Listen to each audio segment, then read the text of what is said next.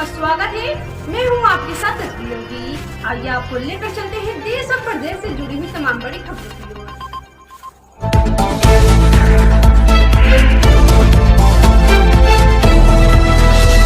प्रख्यात स्वतंत्रता संग्राम सेनानी एवं पूर्व विधायक स्वर्गीय पंडित रामनाथ पाठक की 26वीं पुण्यतिथि दिनांक 15 जून 2021 के अवसर अविभाजित जनपद मीरजापुर के ग्राम पसही कला के मूल निवासी भारत माता के अमर सपूत पूज्य पंडित रामनाथ पाठक जी का जन्म वर्ष 1912 की श्रावण शुक्ला सप्तमी को लसडा गांव में हुआ था। अल्पायु में ही इनके पिता की मृत्यु होने से घर गृहस्थी के दायित्व के साथ साथ आप देश में चल रहे भारतीय स्वतंत्रता आंदोलन से जुड़े तथा वाराणसी मंडल में क्रांतिकारी विचार वाले नेताजी सुभाष चंद्र बोस के अनुयायियों के साथ आंदोलन को गतिमान बनाने में लग गए। वर्ष 1936 में आपने कांग्रेस पार्टी की सक्रिय सदस्यता ग्रहण की। स्वतंत्रता संग्राम आंदोलन में वर्ष 1941-42 में आप जेल गए, जहां इन्हें नजरबंद कर तन्हाई में रखा गया व कठोर यातनाएं दी गई। देश की स्वतंत्रता के पश्चात वर्ष 1962 में रावटसगंज व वर्ष 1967 में राजगढ़ विधानसभा से आप 2 बार अखिल भारतीय राष्ट्रीय कांग्रेस पार्टी से विधायक रहे तथा जनपद मीरजापुर एवं सोनभद्र में लोक कल्याण के लिए अविस्मरणीय सेवा की। तत्कालीन मुख्यमंत्री गोविंद वल्लभ पंत से प्रयास कर आपने जिले को बुंदेलखंड के समान सुविधाओं का लाभ दिलाया। वर्ष 1952 में भुखमरी के कारण हुई मौतों के आधार पर मीरजापुर जिले को अकालग्रस्त घोषित कराना। वर्ष 1954 में राजकीय सीमेंट फैक्ट्री चुट का उद्घाटन प्रधानमंत्री नेहरू जी ने किया था, जिस समारोह की अध्यक्षता आपने की थी। नेहरू जी से आग्रह कर आपने सीमेंट कारखाने में नौकरी हेतु स्थानीय लोगों को विशेष प्राथमिकता दिलवाई थी, जिससे सैकड़ों जनपदवासी लोगों को रोजी रोटी मिली। जन कल्याण हेतु आपके प्रयास से जसौली में सिंचाई हेतु नगवाबाद से नहरों का निर्माण, बुद्धि तहसील में लोहा कोयला व सीमेंट बिक्री हेतु स्थानीय स्तर पर सरकारी दुकानों का आवंटन, रावटसगंज को अलग जिला बनाने हेतु विधानसभा में पहल, प्राथमिक विद्यालयों में तदर्थ नियुक्ति हेतु मात्र कक्षा 5 उत्तीर्ण स्थानीय लोगों को अध्यापक बनवाने हेतु तत्कालीन मुख्यमंत्री चंद्रभानु गुप्त द्वारा विशेष शासनादेश दिलाकर सैकड़ों अध्यापकों की नियुक्ति। वर्ष 1963 में रेहन जल विद्युत परियोजना के शुरू कराने का कार्य। वर्ष 1967 में प्रधानमंत्री इंदिरा गांधी जी के साथ भयंकर अकालग्रस्त संपूर्ण जिले के दौरे में उनके साथ रहकर स्थलीय निरीक्षण करवाया, जिससे अनेकों तालाब व सड़कों के निर्माण राहत कार्य द्वारा हुए। 1972 में हुए मध्यावधि चुनाव में मुख्यमंत्री कमलापति त्रिपाठी के पुत्र लोकपति त्रिपाठी को राजगढ़ विधानसभा से पहली बार विजयी बनाने में महती भूमिका निभाई। स्वतंत्रता दिवस की रजत जयंती पर स्वतंत्रता संग्राम में देश की स्मरणीय सेवा हेतु 15 अगस्त 1972 को प्रधानमंत्री इंदिरा गांधी ने ताम्रपत्र प्रदान कर आपको सम्मानित किया तथा राज्य व केंद्र सरकार से आजीवन स्वतंत्रता संग्राम सेनानी पेंशन से मानवर्धन किया। पूज्य पाठक जी का भरा पूरा परिवार उनके पुण्य प्रताप से है। आपकी 2 पुत्रियां अपने सफल गृहस्थ जीवन का संपूर्ण निर्वहन कर दुर्भाग्यवश परलोकवासिनी हुई। व आपके एकमात्र पुत्र डॉक्टर श्री मार्कंडेय राम पाठक काशी हिंदू विश्वविद्यालय में 37 वर्षों की सक्रिय सेवा में संयुक्त कुल सचिव व वित्त अधिकारी पद से 2017 में सेवानिवृत्ति के पश्चात अब संयुक्त कुल सचिव विश्वविद्यालय प्रवेश परीक्षाओं के पद पर पुनर्नियोजित है एवं अपने प्रशासनिक गुरुतर दायित्वों का कर्तव्यनिष्ठ सेवा भाव से संपादन कर रहे हैं। पाठक जी की तीनों पौत्रियां शादीशुदा होकर सुखपूर्वक अपनी गृहस्थी में रमी हैं। व पाठक के जी के 2 पौत्रों में से बड़े पौत्र कौशलेश पाठक काशी हिंदू विश्वविद्यालय से BA LLB कर संप्रति जिलाध्यक्ष कांग्रेस सेवादल हैं व अपने पूज्य पितामह के पदचिन्हों पर चल रहे हैं। छोटे पौत्र शैलेश पाठक BSc कृषि MBA agri business gold medal संप्रति देश की प्रतिष्ठापरक डेयरी आनंदा में उप महाप्रबंधक पद पर सेवारत हैं। ऐसे पुण्यात्मा देश सेवाव्रत को जीवन पर्यंत मनसा वाचा कर्मणा अपनी दिनचर्या में समाहित करने वाले भारत माता के अमर सपूत पूज्य पंडित रामनाथ पाठक जी ने जीवन की अंतिम सांस वाराणसी में 15 जून 1995 को ली एवं उन्हें शिव सायुज्य मोक्ष मिला। कीर्तिरेयस्य सजीवति। परम पूजनीय पाठक जी को हमारी विनम्र श्रद्धांजलि एवं शत शत नमन। ब्यूरो रिपोर्ट तारा शुक्ला, सोनभद्र, प्रयाग, महिमा न्यूज। स्वतंत्रता संग्राम सेनानी जननायक थे। उनका व्यक्तित्व संघर्षशील था। दीन दुखी जनता की आवाज को मुखर करने के लिए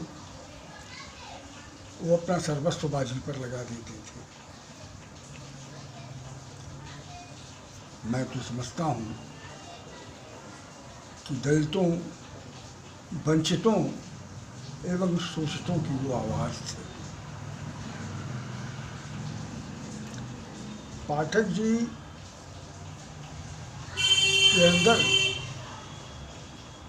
जन सेवा की भावना कूट कूट कर रही थी। 24 घंटे वो चिंतित रहते थे दीनों के लिए, दुखियों के लिए, दलितों के लिए।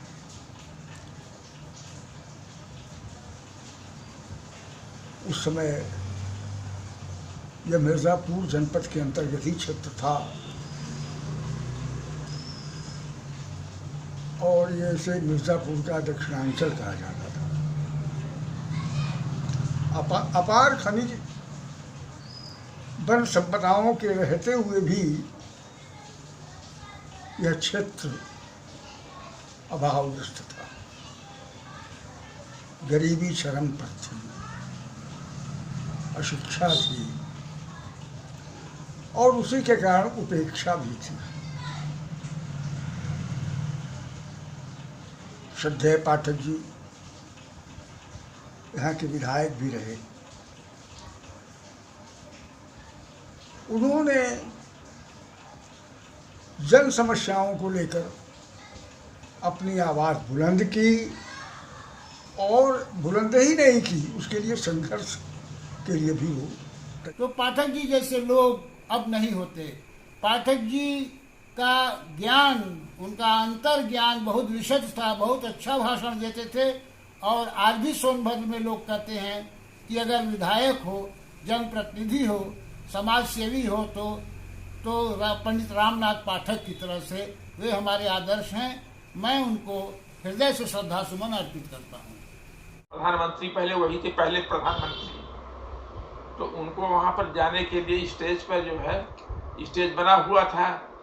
तो साथ में वहाँ के मुख्यमंत्री गोविंद बल्लभ पंत थे, आदरणीय पाठक जी थे और हमारे प्रधानमंत्री जवाहरलाल नेहरू जी जो है पहले पहुँच चुके थे वहाँ। इसके बाद धीरे धीरे लोग स्टेज पर पहुँचे। स्टेज पर पहुँचने के बाद वहाँ का जो कार्यक्रम हुआ स्थापना का उद्घाटन था। वहाँ पर पहुँचने पर जो है तो और बातें और भाषण होने के बाद हुआ कि अब जरा तुर्क सीमेंट फैक्ट्री का उद्घाटन कर दिया जाए। यहाँ पर जो है मजदूरों, आदमियों, श्रमिकों का लगना बहुत जरूरी है, तभी ये फैक्ट्री कायदे पे चल सकेगी और हमारे यहाँ के मजदूरों, श्रमिकों का भी उत्थान हो चुकेगा। उनकी भी जो है नौकरी पेशा वाले हैं, उनको भी पैसा मिलेगा तो अपना काम कर पाएंगे। जो है इसको जो है पंडित जी उन्होंने पूरे क्षेत्र के लिए सबको अपना माना, सबसे व्यवहार बनाया और सबका कार्य किया, सबके लिए किया। यही उनकी विशेषता थी। उनके व्यक्तित्व को जितना कहा जाए कम है। बहुत कुछ इतिहास में है। अब 10 वर्ष तक जब विधानसभा में रहे तो वो तमाम बातें गवर्नमेंट के पास हैं। कितनी व्याख्या हम करें, कितना जाने, कितना सुने। वो हमारे बड़का बाबू थे और उनके पुत्र जो बहुत दिन के बाद, इस पुण्य के बाद, मार्कंडेय जी भी उन्हीं के पद चिन्हों पर चलते हुए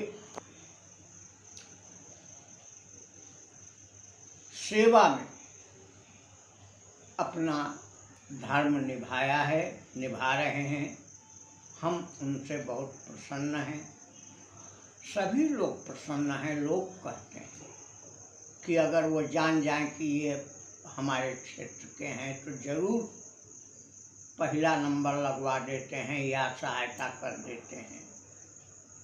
यह सब बातें बड़का बाबू के संस्कार द्वारा प्राप्त, उनको आशीर्वाद के रूप में ये रिकॉर्ड है कि आज तक ऐसी नौकरी किसी को नहीं मिली जो रिटायरमेंट के बाद भी टिल फर्दर ऑर्डर कोई नौकरी कर रहा। और कौशलेश जी तो अभी इनकी उम्र क्या है, लेकिन फिर कौशलेश जी भी बहुत मानते हैं। इतना हमको आदर देना, हम अपने को गौरवान्वित मानते हैं। और बड़का बाबू की याद हमेशा हमारे जीवन में तो रहेगी ही, है ही। और उनको मैं तहे दिल से सबकी ओर से, गांव की ओर से, रावटगंज क्षेत्र की ओर से, राजगढ़ क्षेत्र की ओर से मैं उनका ऋण व्यक्त करता हूँ, आभार व्यक्त करता हूँ, प्रणाम करता हूँ, श्रद्धांजलि देता हूँ। यही मेरे संक्षेप में शब्द हैं।